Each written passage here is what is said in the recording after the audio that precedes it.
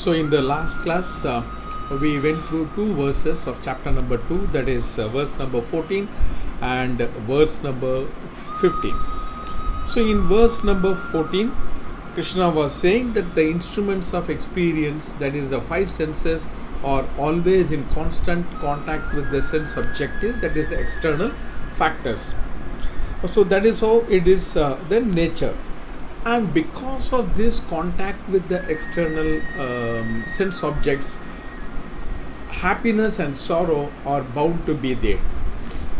And the other thing that we also understood is that these happiness and sorrow are temporary. They have the tendency to arrive and depart.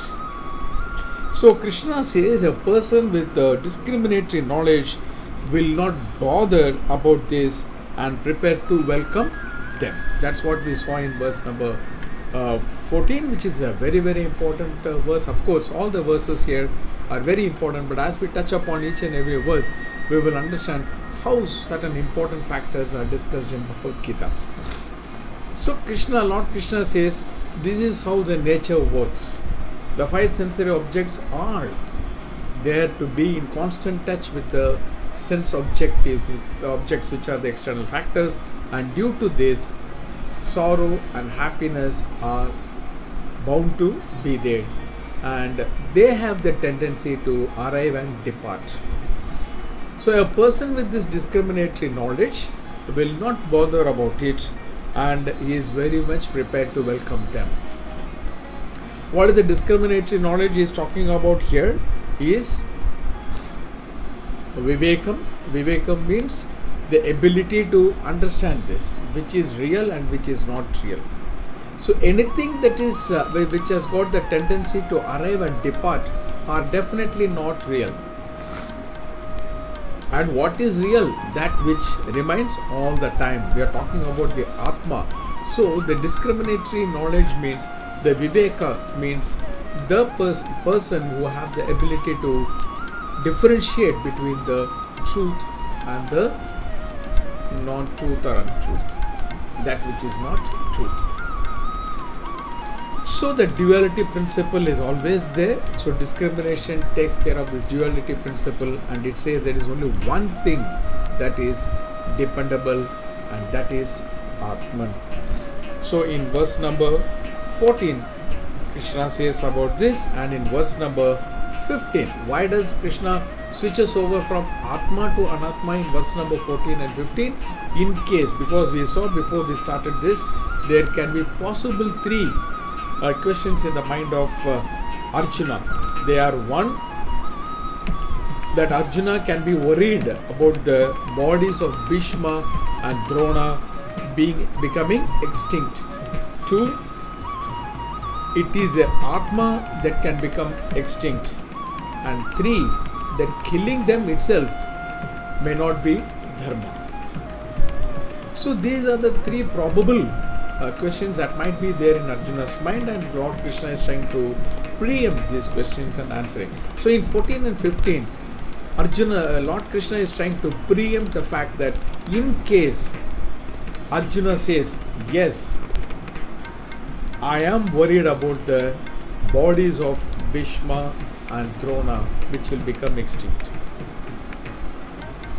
So Krishna slowly starts addressing that, and he talks about the fact about the body, which is the one factor that is discussed in the verse number 14, which are subject to sorrow and happiness, and the person with the discriminatory knowledge is well prepared to welcome that. So he tells Arjuna, you be prepared to welcome them. Anything that happens to the body, which is the nature, welcome them. See, it's very, very important. See, once you get the attitude of welcoming things, then you are always at peace.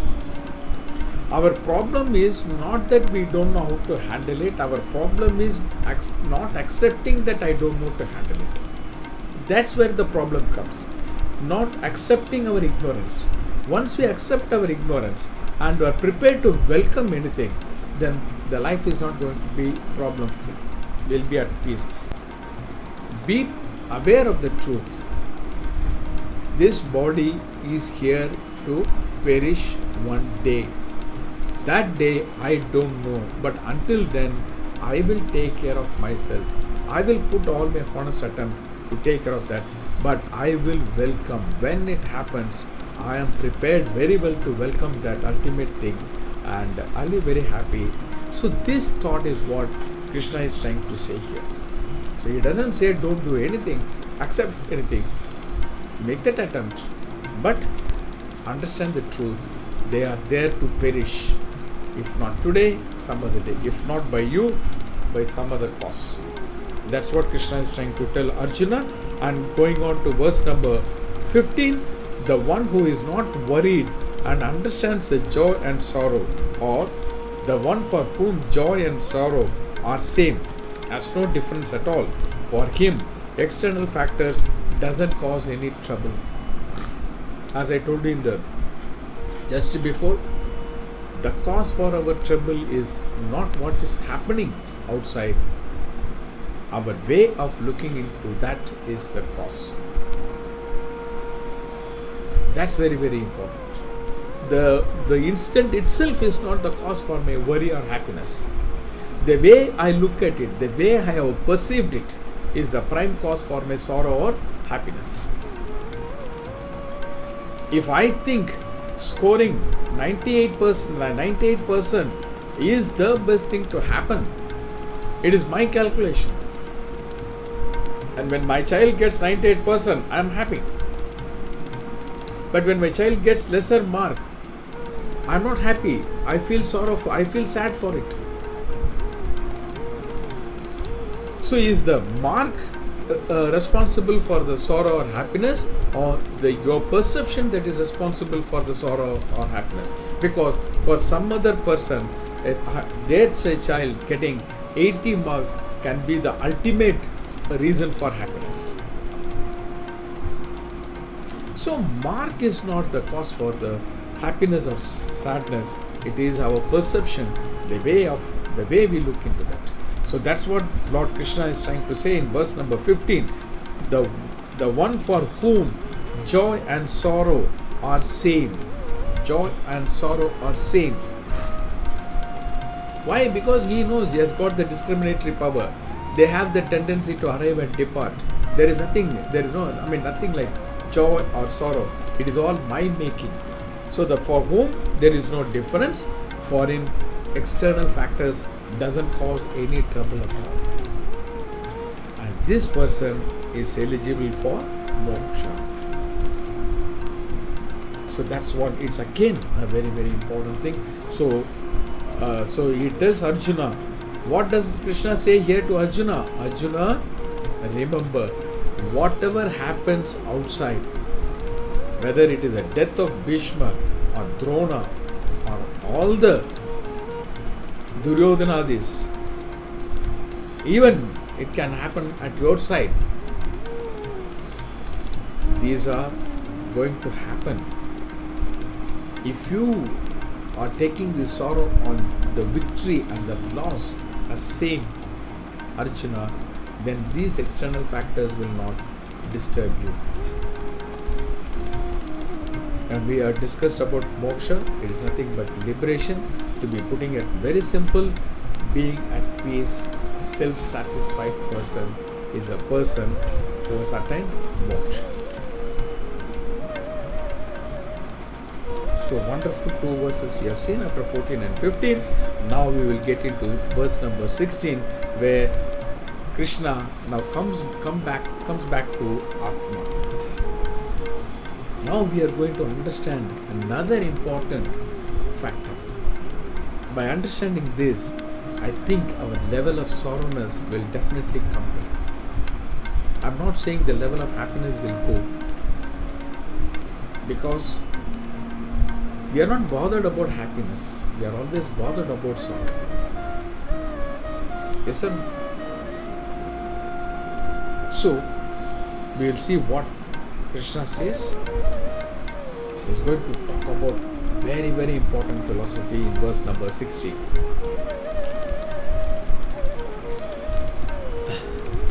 Let me read the verse. There is no existence for non-existence. On the other way of putting it, non-existence has no existence. This is line number 1. And line number 2, for existence has no non-existence. For existence has no non-existence. One who is aware of Paramatma, that is the Almighty, is aware of this truth, of this Tattva. What is the truth he is talking about? There is no existence for non-existence, and for existence has no non-existence. Which means a non-existent doesn't exist, and that exists doesn't non-exist. I know you're all confused. Now and then Krishna throws googlies like this. So now we have to understand what is existence. Then we will understand what is non-existence. So we will try to say, now he is going to say Atma is Satya, that is the truth, and Anatma is Mithya. Mithya. Mithya. So this is a very, this is the most important verse of the book. We have to understand this factor now. There are two commonly used words which we are aware of, Sat and Asat. Sat means it is there all the time for experience. Let us understand this. This is the meaning for Sat as per Veda and Vedanta. That which is there all the time for experience, and Asat is not there all the time for experience. Which means Asat means it is not at all there. Sat means it is there all the time. When we talk about all the time, we are talking about three tense. One is the past tense, present tense, and future tense. It is for experience in all these three stages or three levels or three time factors. Sat means it is not at all there. Asat means it is not at all there. Now we are going to get introduced to another word which is called Mithya.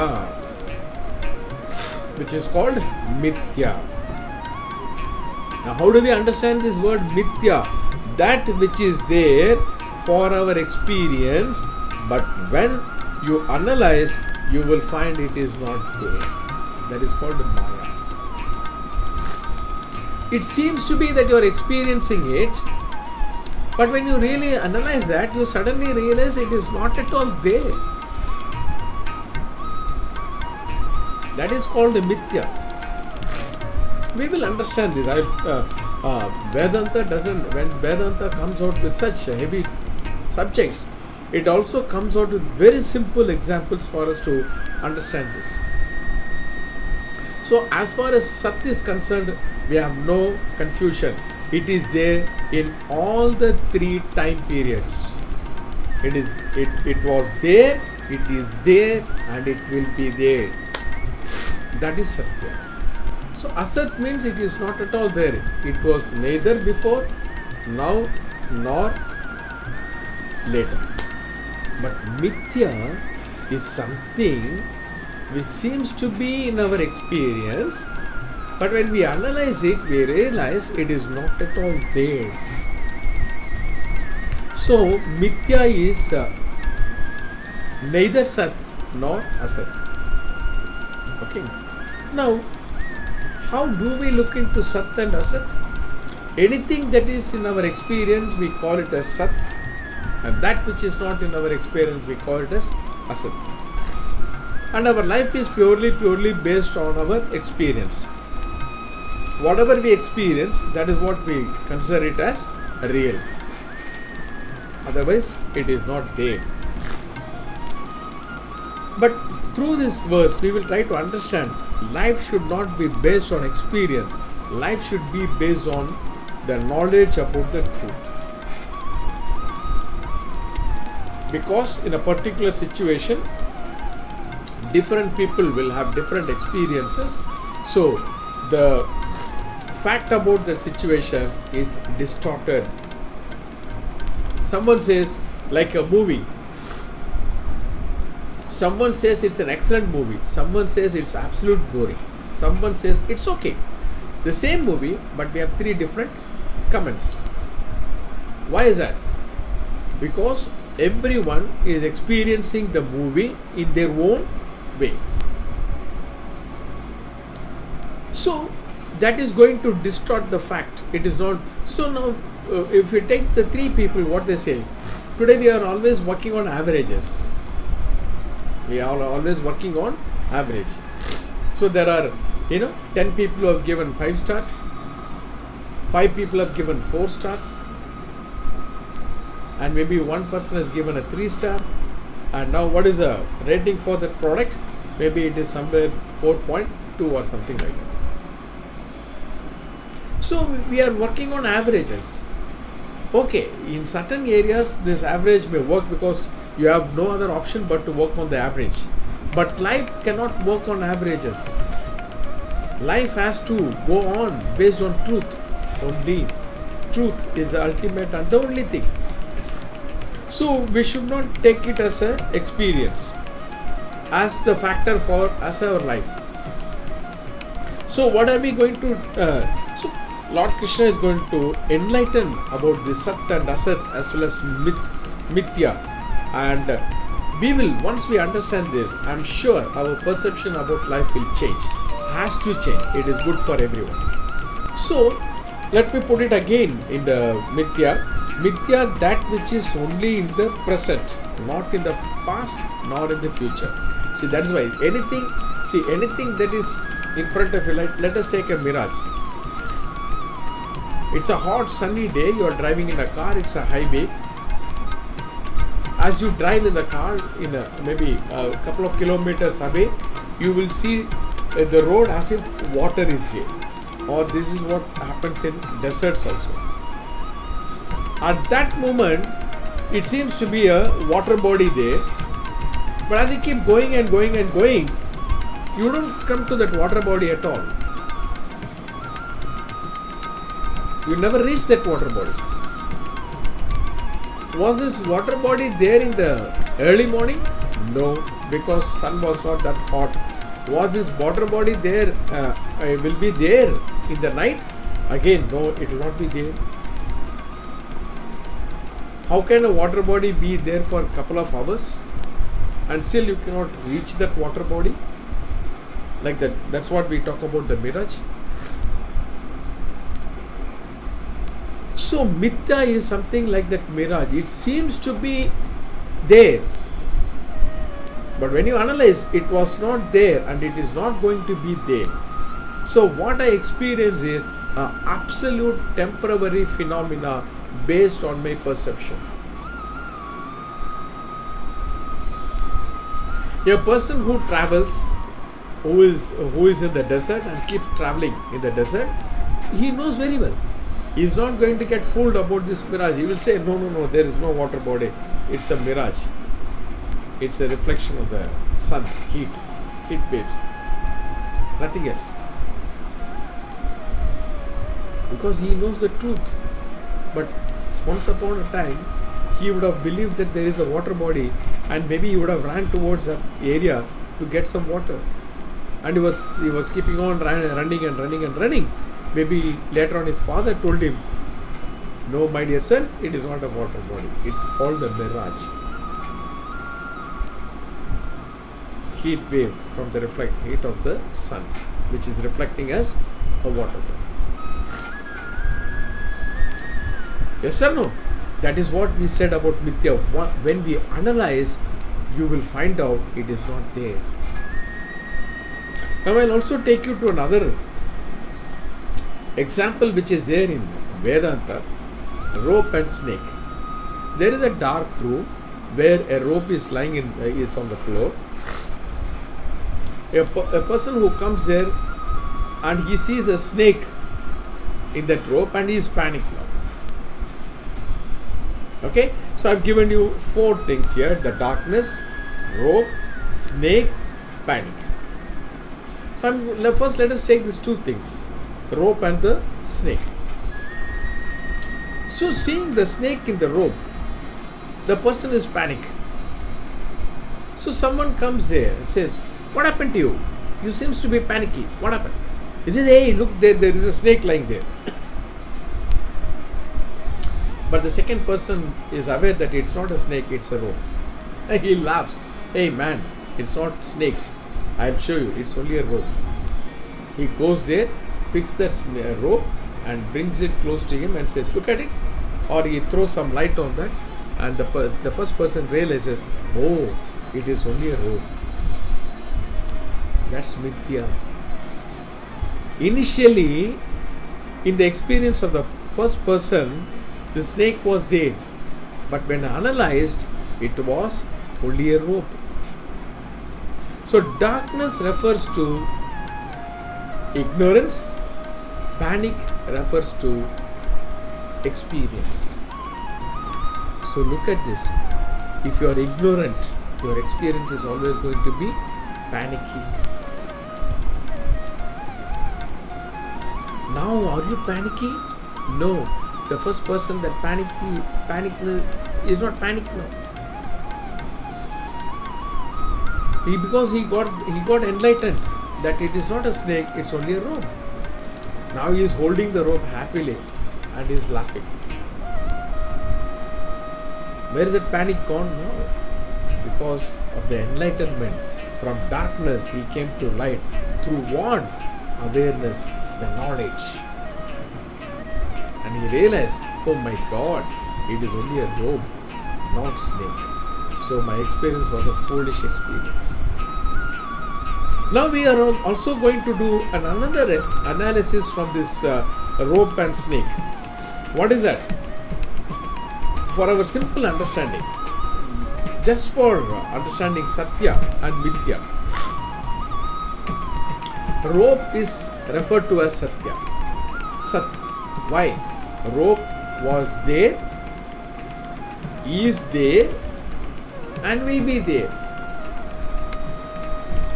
Rope was there, is there, and will be there. Snake is Mithya. Snake was not there, is there, will not be there. Yes or no? Snake was not there, it was the rope which was there, and snake is there because you think that it is a snake, but once you realize the snake is not there, so it is Mithya. It is only there in the present, not in the past and in the future. Are you clear about this Satya and Mithya? Very, very important. We need to understand this.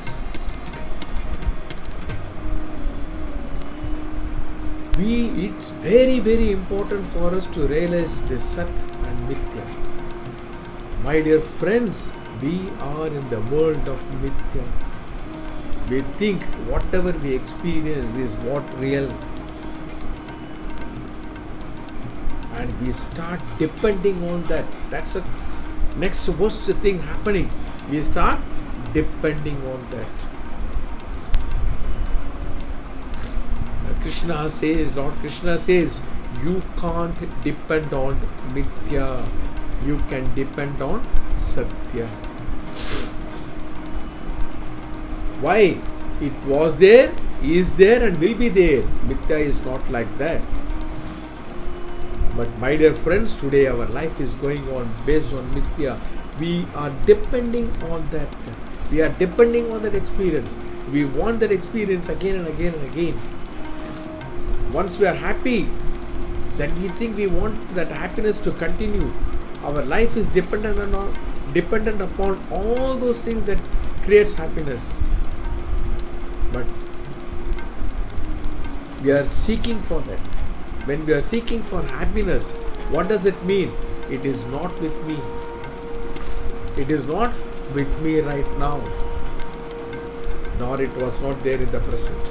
I got a happiness through something. Okay?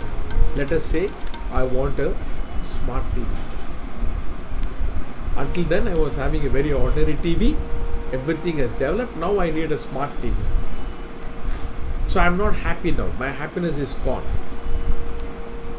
I am very unhappy. I want that happiness only through this smart TV. So happiness is not there. Now somehow I buy the smart TV. Happiness has come. Now I feel very happy. I spend a lot of time with the TV. I enjoy every bit of it. After a couple of months, a few months, some other better technology has come in the TV, which is giving a further superior experience. Now I feel, oh my God, I need that. Now the happiness is gone. Until I get that superior technology TV, my happiness is not there. So with this TV, the happiness was not there. Happiness is there, and now that happiness is not there. But we are dependent for happiness on the TV. So it's a mithya. It seems to give you happiness. But when you sit and analyze, you will realize that's not responsible for my happiness. It is fake. So a very, very thing. So Krishna says that Atma is Satya, Anatma is Mithya. When we say Anatma, it is Prakriti. The whole Prakriti refers. It's not only for human. Everything. This Prakriti is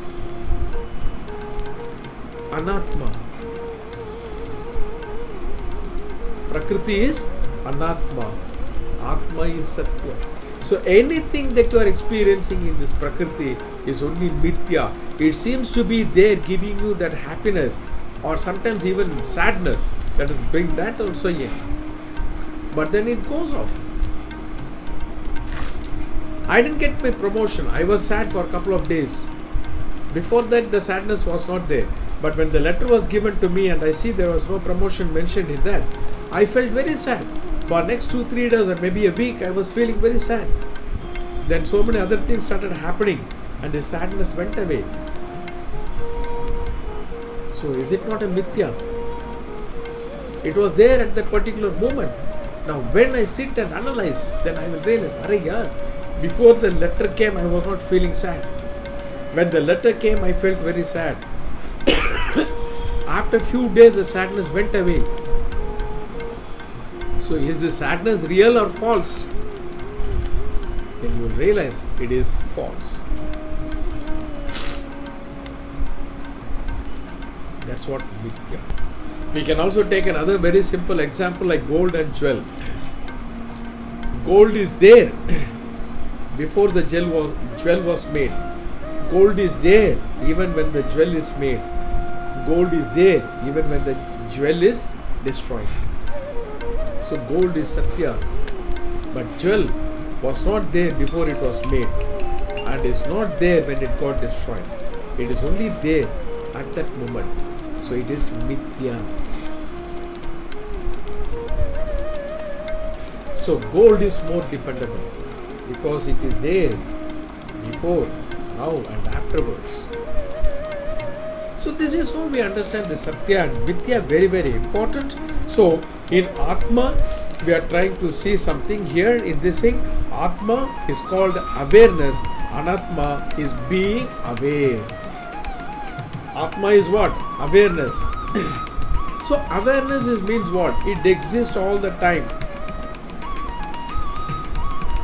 awareness, being aware. Yeah, okay, the second thing. I will also give you a couple of examples here. Now we will see these 3 stages of our life.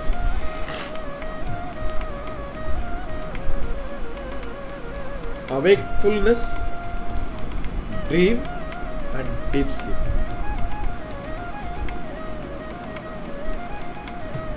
When you are in an awakefulness, you are aware that whatever is happening around you. Yes or no? When you are awake, you know whatever is happening around you. Who is coming in front of you, whether it is hot or cold. Everything you are aware of. In the dream stage also, you are aware of what is happened, because once you wake up, you share your dream with others. So that awareness is there even when you are dreaming. When you are dreaming, you are sleeping.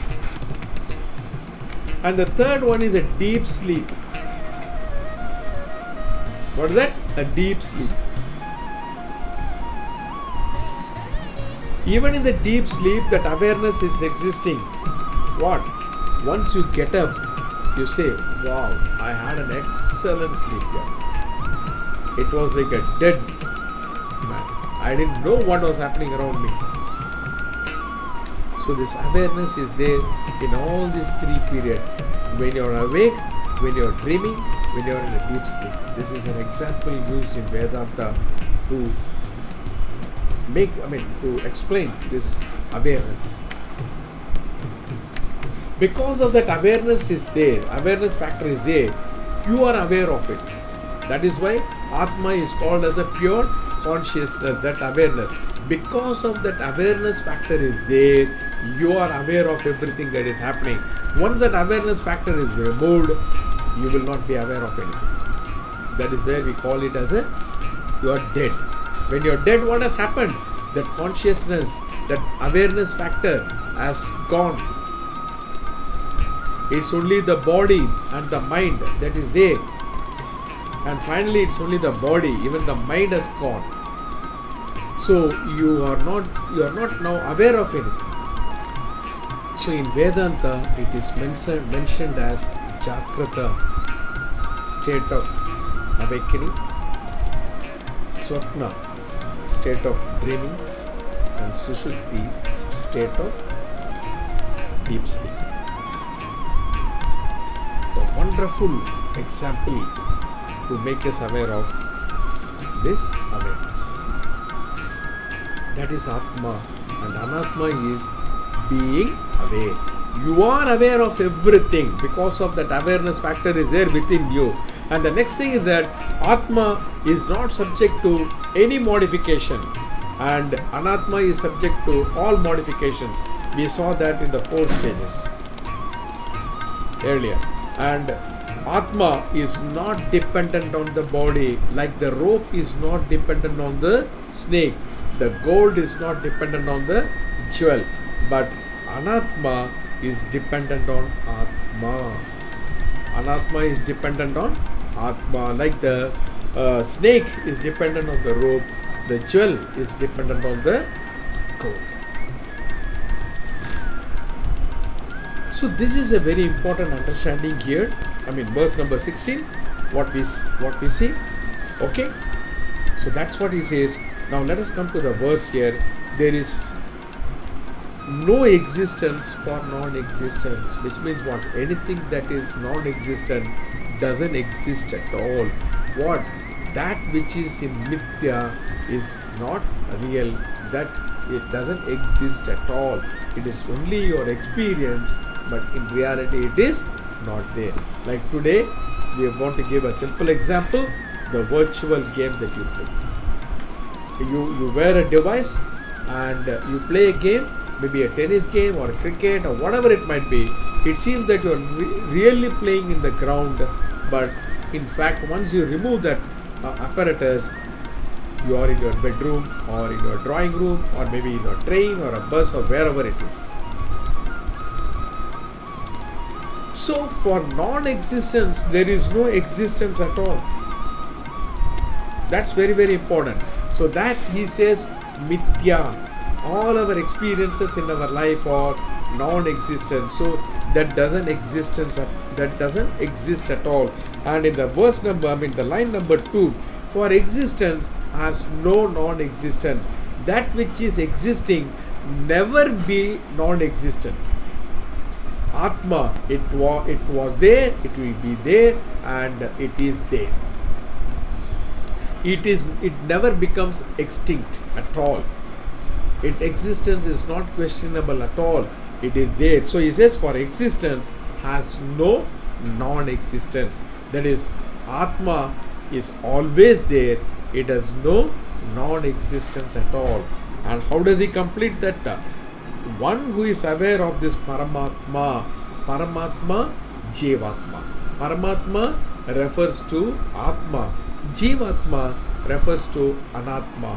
So the Jivatma which is aware of this Paramatma is aware of this Tattva, this concept. What concept? Non-existence has no existence at all, and existence has no non-existence at all. Are you clear? I'm sure I made my best to make you people understand this particular concept. It is very, very important. So let us understand, all that we experience are temporary. We know that. If we sit and start analyzing our life, whatever has happened, we know they were all in phases. Something happening for some time, maybe for few days, maybe a couple of months, maybe a couple of years, then they vanish. People come and go. Yes or no? No one has stayed here. The greatest man in this earth could not stay in this earth forever. He also had a date of expiry. Yes sir? So this is very, very important. So in this verse we understood Satya and Nitya. So we in our knowledge, whatever we experience, we thought that is Satya, and that's why we are running for it. We are depending on that. Maybe if I want to say another example, a chair made of cardboard looks nice, wonderful, but can you sit on that? Can you depend on the chair as a chair? It's okay, you can use that as a nice piece, a decorative piece, but you can't depend on that. So all that you experience in your life, you experience it. You are born to experience everything, but what Lord Krishna says, don't depend on that. They are not dependable. That's what Lord Krishna says here. You experience it, you are born to experience. Even if you want to run away, your karma is not going to leave you. You will be experiencing it.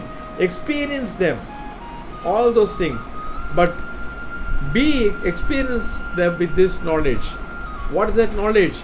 They are non-dependable. They will come and go. Let them come and go. The dependable factor is only one thing, that is the Atma, and I am that Atma. When I identify myself with the Atma, I am at peace.